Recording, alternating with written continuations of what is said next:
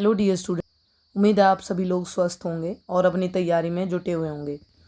जैसा कि आप सभी को पता है कि हमारी एक सीरीज़ चल रही है जिसमें हम रोज़ कुछ most important topics of the subject physical education को रिवाइज़ कर रहे हैं।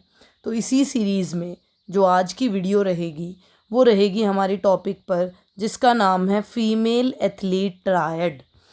ये चैप्टर 2 से टॉपिक है एंड ये one of the most important topic है जिसको 3 मार्क्स में आने के मैक्सिमम चांसेस हैं। हिंदी में बेटा इसे कहते हैं महिला खिलाड़ी त्रय। आज इसके बारे में संपूर्ण जानकारी देखेंगे कि ये है क्या, इसके कौन कौन से ऐसे फैक्टर्स हैं। ठीक है, तो हिंदी में इसे कहते हैं महिला खिलाड़ी या महिला एथलीट त्रय। ठीक है, अब सबसे पहले हम बात करेंगे कि महिला खिलाड़ी त्रय से क्या मतलब है। तो मैं आप सभी को बता दूंगी, महिला खिलाड़ी त्रय मतलब महिला का मतलब कोई भी फीमेल जो भी है महिला है, खिलाड़ी मतलब वो एक खिलाड़ी है, त्रय मतलब 3 कारण हैं। तो वो कहता है कि फीमेल एथलीट ट्रायड मतलब या महिला खिलाड़ी त्रय मतलब कि महिला की प्रदर्शन को, महिला के प्रदर्शन, जो महिला का खेल में प्रदर्शन है उसको प्रभावित करने वाले 3 कारक हैं। प्रभावित करने वाले 3 कारण हैं। 3 कारण या कारक हैं, 3 कारक हैं और वो 3 कारक क्या हैं। ठीक है, प्रभावित करने वाले दो। Female athlete triad means in English that there are 3 main factors which directly affect women athlete performance। कि महिला का जो प्रदर्शन है, जो उसकी खिलाड़ी का जो प्रदर्शन है उसको प्रभावित करने वाले 3 फैक्टर हैं, इसलिए इसको ट्रायड। आप इसको पेपर में अच्छे मार्क्स लेने के लिए ऐसे ट्रायंगल बना के एक कारक का यहाँ नाम लिख सकते हैं, एक कारक का नाम यहाँ, एक कारक का नाम यहाँ लिख सकते हैं। और इसी चीज़ को मैंने थोड़ा सा अच्छे से आप लोगों को समझाने के लिए देखो इमेजेस का बहुत अच्छे से यूज़ किया है। तो इसमें सबसे पहला कारक है प्रिय विद्यार्थियों, जिसका नाम है ओस्टियोपोरोसिस। मैं आप सभी को बता दूं, जिसका नाम है ओस्टियोपोरोसिस। हिंदी में इसे ऑस्टियोपोरोसिस ही कहा जाता है, ओस्टियोपोरोसिस। अब अगर मैं बात करूं कि ये ऑस्टियोपोरोसिस क्या है, तो मैं आप लोगों को सबको बता दूं कि जो ऑस्टियो वर्ड है, ठीक है, ऑस्टियो शब्द है, इससे मतलब होता है हड्डी। इसका मतलब ये हड्डी संबंधी कुछ रोग है। और पोर मतलब, पोर जैसे हम बोलते हैं फेस पे पोर्स हो गए, पोर मतलब कि उसमें कुछ छिद्र हो गए हैं, है ना। तो ये चीज़ है, हड्डी में पोर हो जाना मतलब हड्डी में अधिक छिद्र हो जाना। अगर मैं मान लेती हूँ, अगर ये कोई हड्डी है और इसमें कोई अगर ऐसे छेद हो जाए ज़्यादा, तो आपको क्या लगता है क्या हो जाएगा?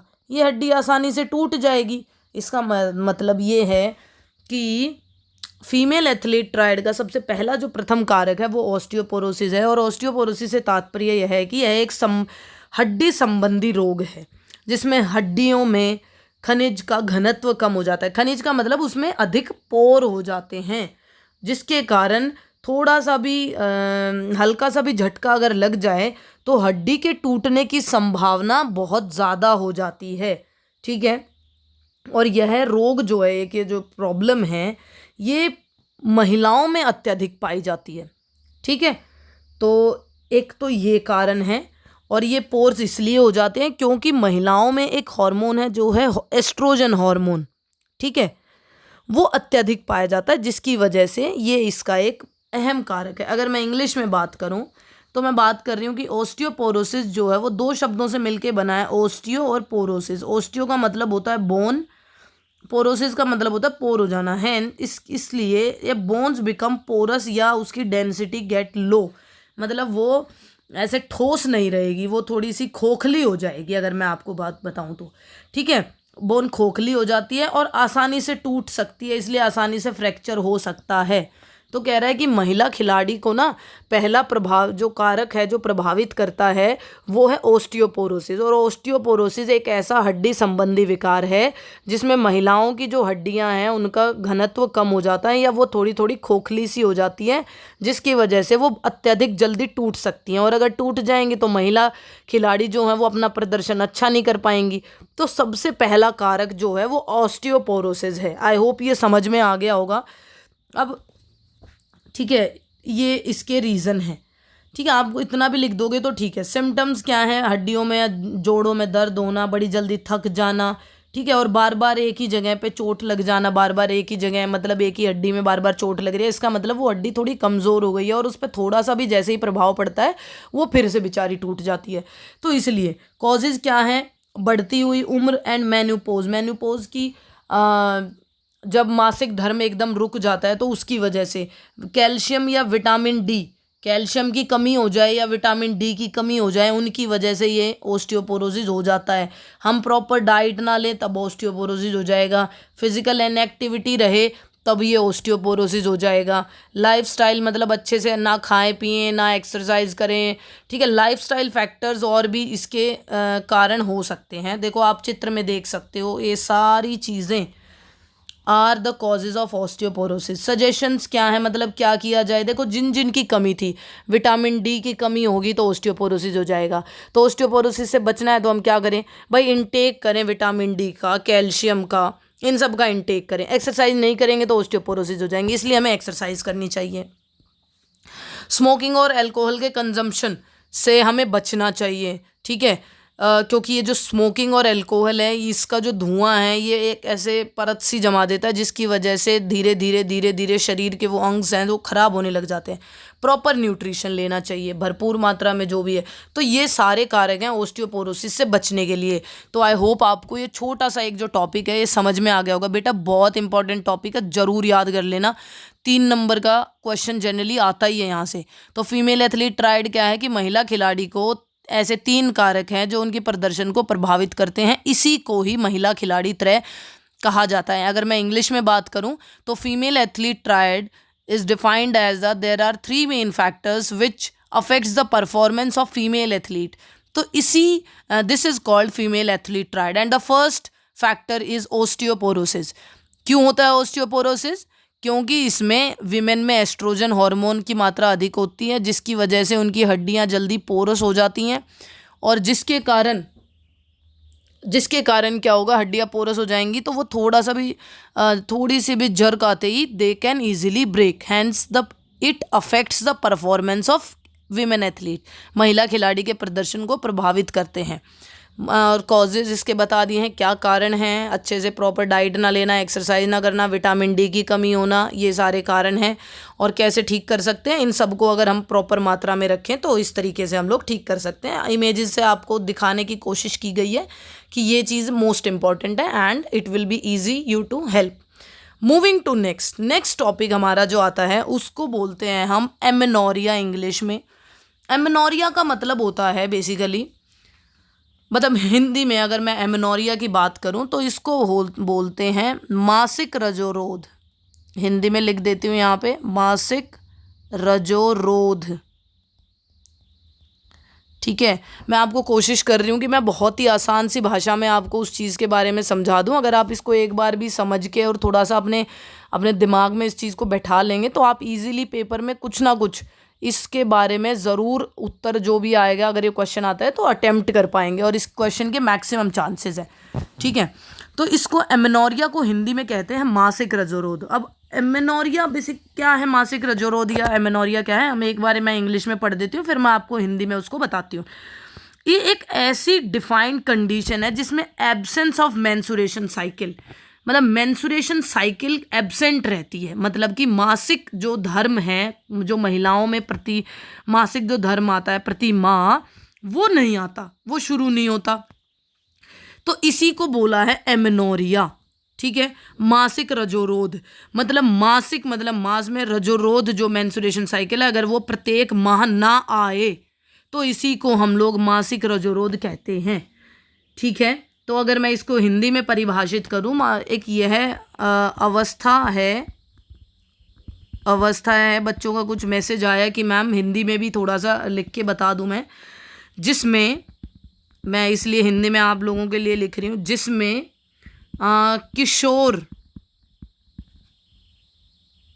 किशोरावस्था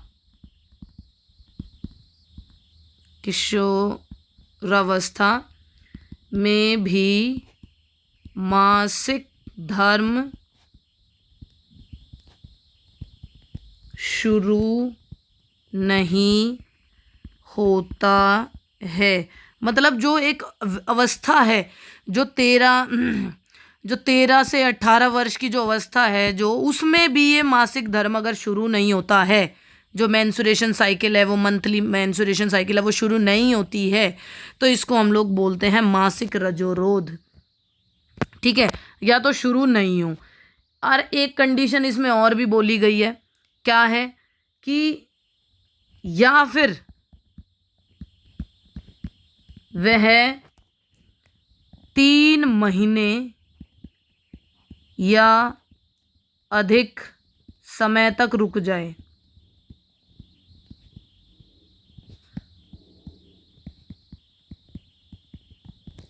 ठीक है, कि एक ऐसी कंडीशन है जिसमें या तो मेंस्ट्रुएशन साइकिल एब्सेंस ही है, मतलब शुरू ही नहीं हो रही, और या फिर शुरू हो गई है, पिछले महीने आई थी, अभी अगले 3-4 महीने नहीं आएगी, तो इसका मतलब वो भी कंडीशन क्या है, एमेनोरिया है।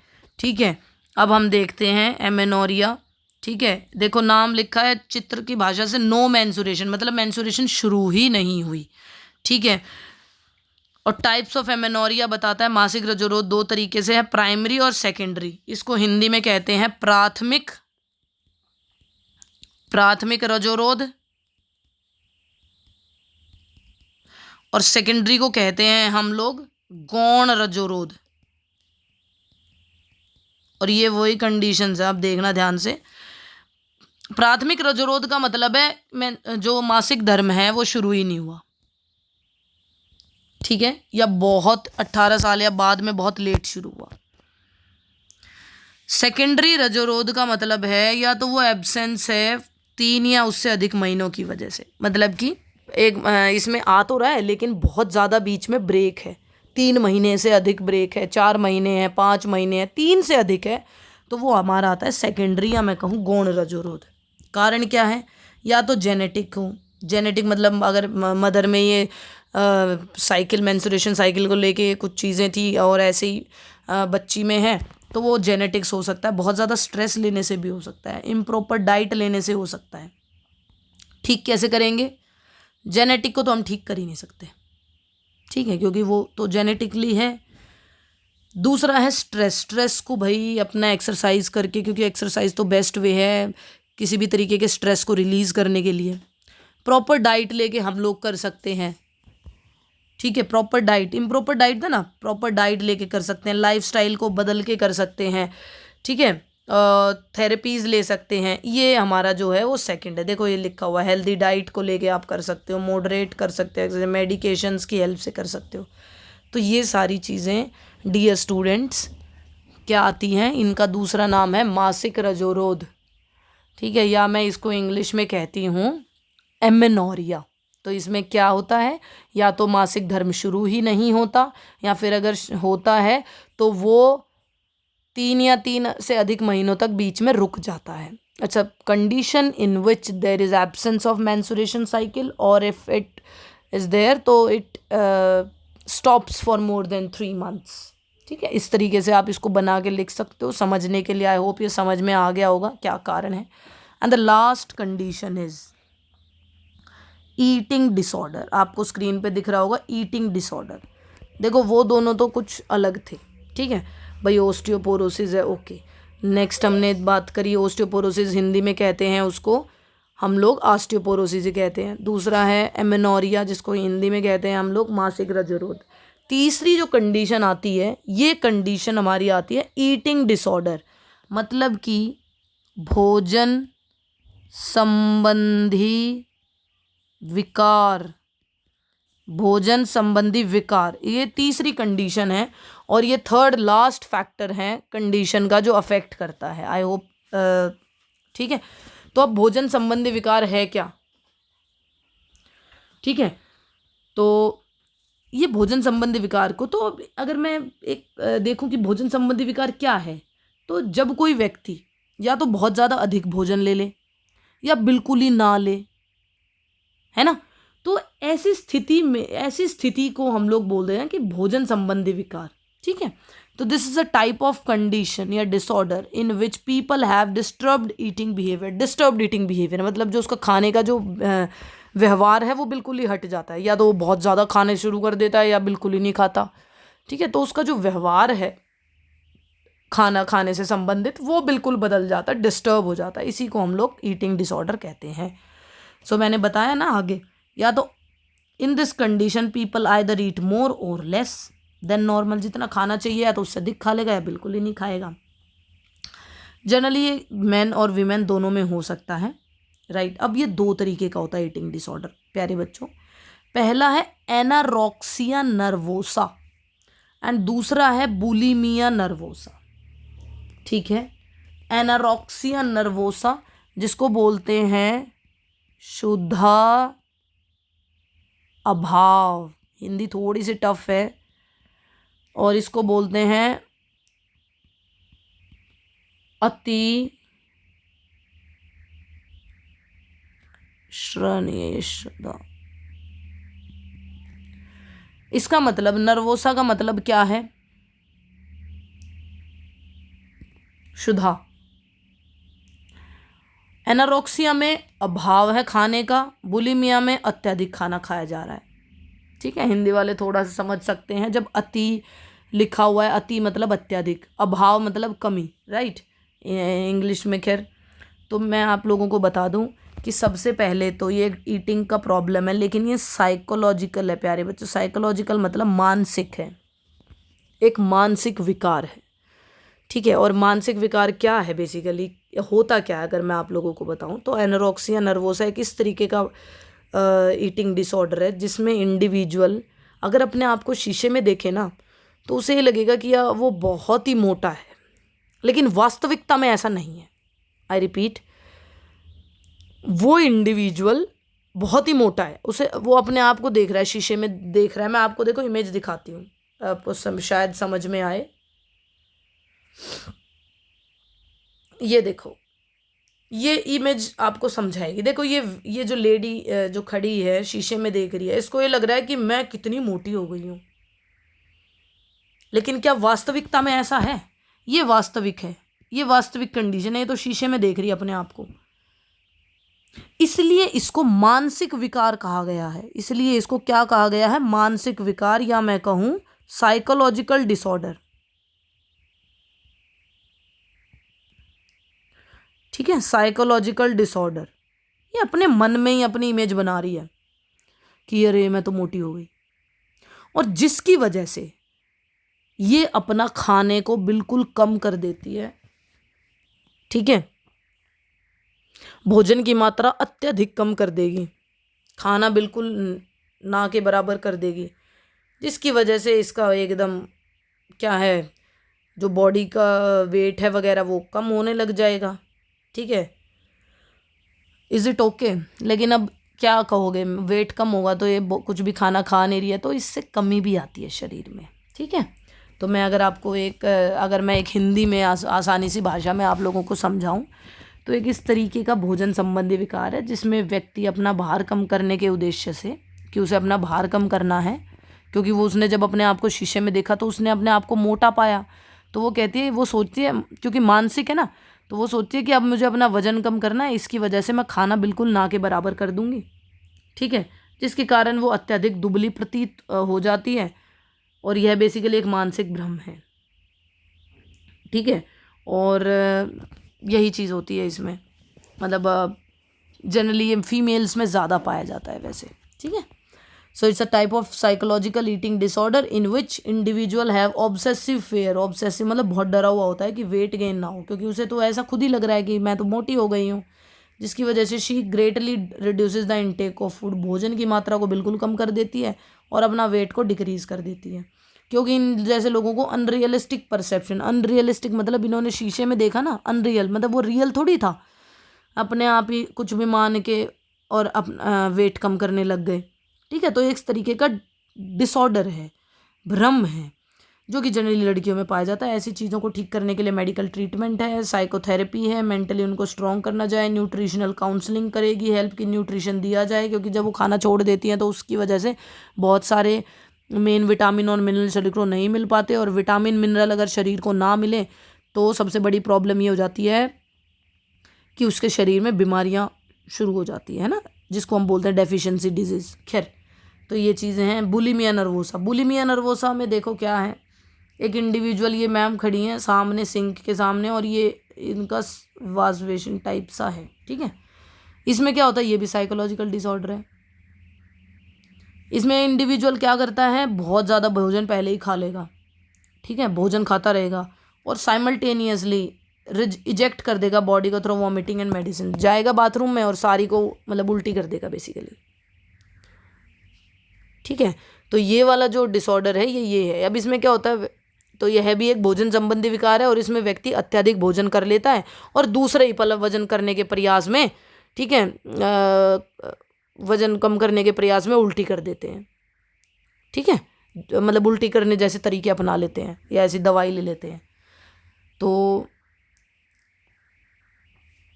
ये ऐसे लोग बिलीव करते हैं, क्योंकि उल्टी कर दी ना भाई, पानी लें हम लोग, फास्टिंग करें और एक्सट्रीम एक्सरसाइज करें, जिसकी वजह से this is also known as binge eating इसको कहा जाता है, in which individual is unable to control their diet, मतलब वो अपने डाइट को कंट्रोल नहीं कर सकता, खाते रहेंगे फिर वॉमिट कर देंगे। पेपर में 2024 के पेपर में यहाँ से एक क्वेश्चन आया था कि कौन सा ऐसा ईटिंग डिसऑर्डर है जिसमें इंडिविजुअल फ्रीक्वेंट यूज़ करता है बाथरूम का। I repeat, you frequent use of bathroom का कौन से ईटिंग डिसऑर्डर में वो फ्रीक्वेंट यूज़ करेगा। तो वॉमिट करने के लिए यूज़ करेगा ना बाथरूम का, ऐसे थोड़ी है कहीं भी कर देगा, वॉमिट करने के लिए बाथरूम का यूज़ करेगा फ्रीक्वेंट। इसलिए अगर इसका मैं बात करूं तो this is a type of bulimia nervosa, या हिंदी में इसे कह देंगे हम लोग, ठीक है, अतिशुद्धा, यस, अतिशुद्धा, ठीक है। तो ये एक ईटिंग डिसऑर्डर है, और सेम इसके जो फैक्टर्स ऊपर मैंने बताए हैं, क्या है, मेडिकल ट्रीटमेंट हो सकता है उनको, साइकोथेरेपी, न्यूट्रिशनल चीज़ें, ये सारी चीज़ें दे दी जा सकती हैं, और इनको ट्रीट किया जा सकता है ऐसी ईटिंग डिसऑर्डर्स को। तो with this we finish this the topic called the female athlete triad, महिला खिलाड़ी त्रय, एंड आई होप आपको ये समझ आ गया होगा। तो एंड में मैं आपको थोड़ा सा ये बताऊं कि कैसे आप कर सकते हो। तो देखो प्यारे बच्चों, हर एक क्वेश्चन को अटेम्प्ट करने का ना एक तरीका होता है। तो अगर आपसे कोई कहे कि महिला खिलाड़ी त्रय क्या है, तो सबसे पहले ऐसे एक चित्र बना देना ट्रायंगल का। सबसे पहले कौन सा फैक्टर था, पोरोसिस, ऐसे फैक्टर लिखो ना, पोरोसिस, ठीक है। दूसरा क्या था, मासिक रजोरोध,